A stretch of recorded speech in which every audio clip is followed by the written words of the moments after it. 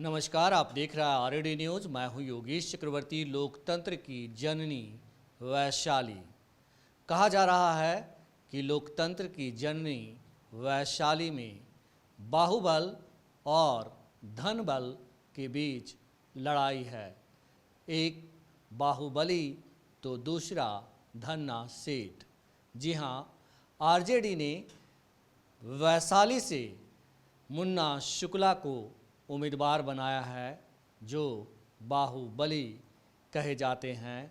वहीं एनडीए की ओर से एलजेपी आर को ये सीट गई है और एलजेपी आर ने जेडीयू के एमएलसी दिनेश सिंह की पत्नी बीना देवी को उम्मीदवार बनाया है। दिनेश सिंह के बारे में कहा जाता है कि वे धन्ना सेठ हैं। तो यहाँ की लड़ाई इस बार बेहद दिलचस्प होने वाली है। बाहुबल चलेगा या फिर धनबल, ये समझते हैं वरिष्ठ पत्रकार संतोष कुमार जी से। संतोष जी, जिस तरह से आरजेडी ने मुन्ना शुक्ला को टिकट थमाया है वैशाली का, वैशाली गणतंत्र की जननी रही है, वहाँ से बाहुबली के रूप में मुन्ना शुक्ला जाने जाते हैं, उनको उम्मीदवार बनाया है। तो क्या सोचकर बनाया है? क्या मुन्ना शुक्ला अपनी जाति का भी वोट ले पाएंगे? देखिए, लोकतंत्र की जननी वैशाली में कोई पहली बार बाहुबली नहीं आए हैं। वैशाली ने, लोकतंत्र की जननी ने कई उतार चढ़ाव देखे हैं। वहाँ से कभी रघुवंश प्रसाद सिंह, जिन्हें संत कहा जाता था, वो भी सांसद रहे हैं, भारत सरकार में मंत्री रहे हैं। आज जो मनरेगा योजना है उन्हीं की देन है। एक समय था कि लोकतंत्र की जननी वैशाली से मतलब बाहुबली आनंद मोहन की पत्नी लवली आनंद चुनाव लड़ी थी और चुनाव जीती थी, जबकि उसे भाजपा, जदयू सभी दलों का समर्थन था। भाजपा के साथ तमाम विपक्षी दलों का समर्थन था। लालू प्रसाद की कैंडिडेट पूर्व मुख्यमंत्री की पत्नी, शायद चंद्रशेखर जी की पत्नी थी, या उनसे मुकाबला हुआ था और लवली आनंद उसमें पूरा लवली आनंद की जीत हुई थी। वहाँ कहा जाता था कि पहली बार वहाँ पे भूमिहार और राजपूतों ने एक गोलबंद होकर के लालू प्रसाद के कैंडिडेट के खिलाफ लवली आनंद को वोट किया था। उससे पहले कहा जाता था कि कभी वहाँ राजपूत और भूमिहार एक नहीं होते थे। वही एक वैशाली का चुनाव था जिसमें कि सब लोग गोलबंद हुए थे। उसके बाद से कई बार गोलबंदी हुई, वहाँ भूमिया और राजपूतों की गोलबंदी हुई, और रघुवंश प्रसाद सिंह जैसे नेता को उनके बाद फिर एक बाहुबली रामा सिंह ने हराया था। वो बाहुबली भी भाजपा के समर्थन से लोजपा के कैंडिडेट थे, और रघुवंश प्रसाद जी जैसे शख्स को रामा सिंह जैसे बाहुबली कहिए, अपराधी कहिए, उन्होंने हरा दिया। फिर रामा सिंह के खिलाफ आया मामला, तो रामा सिंह की नहीं बनी, तो फिर बोला जाता है कि दिनेश सिंह बहुत बड़े ठेकेदार थे, कॉन्ट्रैक्टर थे, अथाह संपत्ति अर्जित की है उन्होंने, और भी कई तरह के कारोबार हैं उन पर। एक ज़माने में शराब माफिया का भी आरोप लगते रहा उन पर कि शराब माफिया है। और फिर उनकी पत्नी बीना देवी ने, जो कि रघुवंश प्रसाद सिंह के शिष्य थे, दिनेश सिंह और बीना देवी ने फिर रघुवंश प्रसाद सिंह को हराकर सांसद बनी। और दो बार जब रघुवंश प्रसाद सिंह हार गए वहाँ से, वैशाली जो कि इतने अच्छे व्यक्ति, इतने अच्छे सांसद, उन्हें न तो समाज का वोट मिला, न ही अपर कास्ट का, केवल इसलिए उन्हें लोगों ने हरा दिया कि वो एनडीए के खिलाफ कैंडिडेट थे। काम पर लोगों ने नहीं वोट दिया।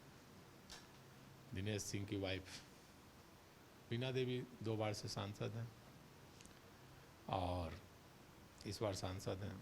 एक बार फिर वहाँ का मुकाबला जो हुआ है, तो एलजेपी ने बीना देवी को दिया है, तो लालू प्रसाद ने मुन्ना शुक्ला को चुनावी अखाड़े में उतारा है, क्योंकि मुन्ना शुक्ला लालू प्रसाद के कट्टर विरोधी माने जाते थे। 2000 के दशक में मुन्ना शुक्ला ये लोग लालू हड़ाओ अभियान में लगे थे, और आज वही मुन्ना शुक्ला लालू की शरण में आकर लालू प्रसाद के कैंडिडेट बनकर उतरे हैं। और एक बार फिर जो वहाँ पर भूमिहार राजपूतों का गठबंधन था वो बिखरता दिख रहा है लोकतंत्र की जननी में। इस बार भूमिहारों की गोलबंदी जो है वो आरजेडी के पक्ष में हो रही है और राजपूतों की गोलबंदी बीना देवी के पक्ष में। तो कोई भूमिहारों की गोलबंदी पहली बार वहाँ नहीं हो रही है। और इस बार आप देख रहे होंगे कि इस बार का जो चुनाव है 14 और 19 के चुनाव में अपर कास्ट का टोटल वोटर बीजेपी को पड़ता था, एनडीए को वोट दे रहा था। अपर कास्ट का वोट कुछ नहीं देखता था। मतलब कहा जाता था, एक कहावत थी कि गधा को भी अगर कैंडिडेट एनडीए बना देगा तो पब्लिक उसी को वोट देगी, अपर कास्ट के लोग उसी को वोट देंगे। जो अपर कास्ट के लोग मतलब ये समझ नहीं थी कि भाई पढ़ा लिखा हो, कैंडिडेट अच्छा हो तो गधा को भी वोट दे देंगे। अब सोचिए ना, रघुवंश प्रसाद सिंह जैसे कैंडिडेट, वैसा नेता बिहार में अब तो नहीं है, नहीं होगा, लेकिन उसको उन जैसे कैंडिडेट को लोगों ने हरा दिया। तो इस बार वो जो अपर कास्ट का जो बीजेपी के साथ जो गठजोड़ था वो इस बार टूटता दिख रहा है हर जगह। आप भागलपुर में देखिए, भूमिहार लोग जो थे वो एनडीए से टूटकर कांग्रेस को वोट किया। आप चले आइए, आप औरंगाबाद में तो खैर एनडीए का अपर कास्ट कैंडिडेट था, कुशवाहा वोट टूटा। और फिर आप आ जाइए अभी काराकाट में अपर कास्ट का वोट अब पवन सिंह की तरफ शिफ्ट हो रहा है। तो इस बार वैशाली में भी आप देखिएगा कि वैशाली में भूमिहार वोट पूरी तरह से इस बार आरजेडी के पाले में शिफ्ट होता दिख रहा है। मुन्ना शुक्ला जिस प्रकार से प्रचार प्रसार कर रहे हैं और पूरा वैशाली क्या, हाजीपुर क्या, मुजफ्फरपुर क्या, पूरा भूमिहार समाज उनके पीछे गोलबंद है। वो बीना देवी को इस बार हराना चाहते हैं। उनको लग रहा है कि बड़े दिनों बाद भूमिहार समाज को एक के हाथों में सीट लगी है और इस सीट पर कब्जा जमाना है। एक ये बताएं कि ये तो पीएम मोदी के लिए चिंता की बात है कि भूमिहार कास्ट के लोग, अपर कास्ट के लोग टूट रहे हैं और आरजेडी के पक्ष में वोट कर रहे हैं। देखिए, निश्चित तौर पर एक कांट, कहा जाता है कि कांट की हांडी कितने बार चढ़ेगी, बार बार तो चढ़ेगी नहीं। तो केवल बतौलेबाजी, जुमलेबाजी से कितने दिन। अपर कास्ट के लोग भी अब समझ रहे हैं कि प्रधानमंत्री लोगों को बेवकूफ़ बना रहे हैं, झूठ बोल रहे हैं। यही वजह है कि आप देख रहे होंगे जगह जगह। आप पिछले बार देखिए ना, जहानाबाद जैसे क्षेत्र में भूमिहारों का गढ़ माना जाता है जहानाबाद, कहा जाता है भूमिहार मतलब जहानाबाद। और पिछले बार एक बोला जाता है चंद्रवंशी को टिकट दिया गया और पूरा भूमिहार समाज अरुण कुमार को वोट न दे करके चंद्रवंशी को जिताया। तो ये मतलब पहले कहार भूमिहार की पालकी ढोलते थे और मोदी जी के कारण भूमिहार जो है कहार की पालकी ढो रहे हैं। तो इस बार बदल रहा है पूरे बिहार में। आप देख रहे होंगे कि भूमिहार हो, राजपूत हो, ब्राह्मण हो, जगह जगह वो गोलबंदी नहीं दिख रही है। जगह जगह कैंडिडेट के अनुसार वोटों का बिखराव हो रहा है। अब जो बोला जाता है था कि मोदी मैजिक, मोदी मैजिक, तो मोदी मैजिक फ्लॉप हो गया। एक बोला जाता है कि झूठ की खेती कितने दिन चलेगी, तो मोदी मैजिक पूरी तरह से फ्लॉप हो गया है। आप देख लीजिए, बेगूसराय में भूमिहार टूट गया, पूर्णिया में अपर कास्ट का वोट पप्पू यादव को मिल गया, वहाँ भी टूट गया, काराकाट में टूट गया, जहानाबाद में इस बार टूट रहा है।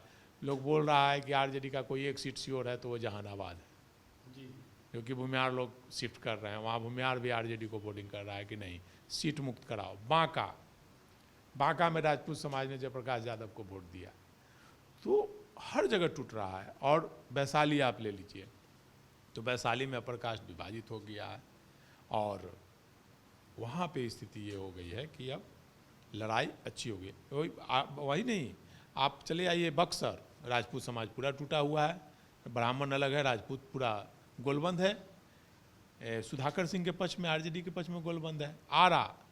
आरा में आरके सिंह कैंडिडेट है, उनके खिलाफ ब्राह्मण लोग गोलबंद हो गया है। तो पूरे बिहार की स्थिति जो है, अपर कास्ट वोट विभाजित हो रहा है। मतलब जो एक वोट नहीं टूटता था, इस बार 50% अपर कास्ट का वोट जगह जगह टूट रहा है कैंडिडेट के अनुसार। काराकाट में टूट रहा है। ये जाति का इम्पैक्ट है या फिर ये लोकतंत्र की खूबसूरती है कि लोग जो है जो मोदी मैजिक से मोदी से आग निकल करके बाहर निकल करके अंधभक्ति से बाहर निकल के वोटिंग कर रहे हैं। देखिए, इसे लोकतंत्र की खूबसूरती भी कह सकते हैं, या जातिगत रूढ़िवादिता कहिए, जाति के प्रति प्रेम कहिए, जातिवाद कहिए, दोनों कह सकते हैं इसको। लोकतंत्र की खूबसूरती भी कर सकते हैं और जाति के पर जातिवाद भी कह सकते हैं कि जहाँ जहाँ कैंडिडेट जिस जाति का आ रहा है वहाँ वहाँ वोट टूट रहे हैं।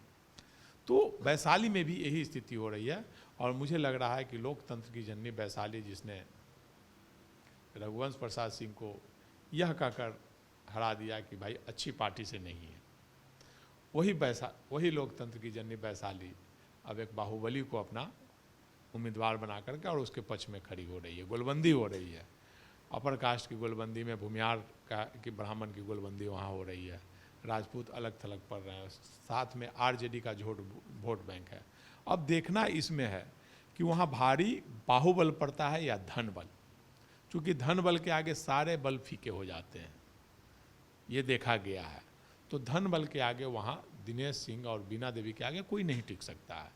अब देखना है कि उस धन बल का मुकाबला बाहुबल कैसे करता है। यह तो मुन्ना शुक्ला के बारे में भी कहा जाता है कि मुन्ना शुक्ला भी के पास भी धन की कमी नहीं है और उनके सहयोगी भी बहुत सारे हैं। तो ऐसे में मुन्ना शुक्ला के लिए धन बल को पछाड़ना मेरे ख्याल से बहुत बड़ी चुनौती नहीं होगी। हो सकता है, लेकिन धन बल में बीना देवी के आगे मुन्ना शुक्ला नहीं टिक सकते हैं और उनके पास भी धन है, मुकाबला वो करेंगे। सबसे बड़ी बात है कि उनके पास एक वोट बैंक है। मुन्ना शुक्ला जब मैदान में उतर रहे हैं तो 2 से 3 लाख का वोट बैंक लेके उतर रहे हैं, आरजेडी का जो वोट बैंक है, और उसमें केवल उनको भूमिहार वोट जोड़ लेना है। अगर भूमिहार वोट जोड़ लेते हैं तो निश्चित तौर पर सफलता मिलेगी। अब देखना है कि भूमिहार वहाँ बिकाऊ हो जाते हैं, धन बल से बिक जाते हैं। अगर बिक जाएंगे तब तो मुन्ना शुक्ला के लिए मुश्किल हो जाएगी। अगर नहीं बिकेंगे और जातिगत आधार पर वोट करेंगे, जातीयता के आधार पर, या आरजेडी के जैसे मोदी से नाराज़गी को लेकर के, नरेंद्र मोदी की जुमलेबाजी से नाराज़ होकर के, अगर जिस प्रकार से भागलपुर में भूमिहारों ने वोट किया, जहानाबाद में लोग कर रहे हैं, उसी प्रकार से अगर वैशाली में भी होगा वोट बैंक तो मुन्ना शुक्ला की राह आसान हो सकती है निश्चित तौर पर। मुन्ना शुक्ला भूमिहार समुदाय से आते हैं, ऐसे में दलित और अति पिछड़ों का वोट उन्हें कितना मिल पाएगा, इस पे देखिए, आरजेडी का वोट बैंक है तो आरजेडी के वोट के साथ 100% नहीं कहा जाए, लेकिन पिछड़े जाति का 50% वोट आरजेडी के साथ रहता ही है। 50 नहीं कहिए, 40% कहिए, लेकिन वोट रहता ही है। अब दलित में ले लीजिए, मतलब पूरा पासवान छोड़कर अभी जितने भी दलित समुदाय के लोग हैं वो आरजेडी के तरफ है, केवल पासवान ही एनडीए के तरफ है। और पासवान वोट में भी केवल गंगा उस तरफ, बाकी में सेंधमारी हो चुकी है, बाकी वोट आरजेडी तरफ आ चुके हैं। मुकेश सहनी के साथ होने का भी फायदा यहाँ मिलेगा निश्चित तौर पर। इस बार मुन्ना शुक्ला के साथ कई फायदे हैं। एक तो आरजेडी का वोट हो गया, इसके अलावे मुन्ना शुक्ला के कारण भूमिहार वोट हो गया, मुकेश सहनी के कारण मल्लाह वोट हो गया। तो वोट का जो कम्बिनेशन है ये मुन्ना शुक्ला के पक्ष में जा रहा है।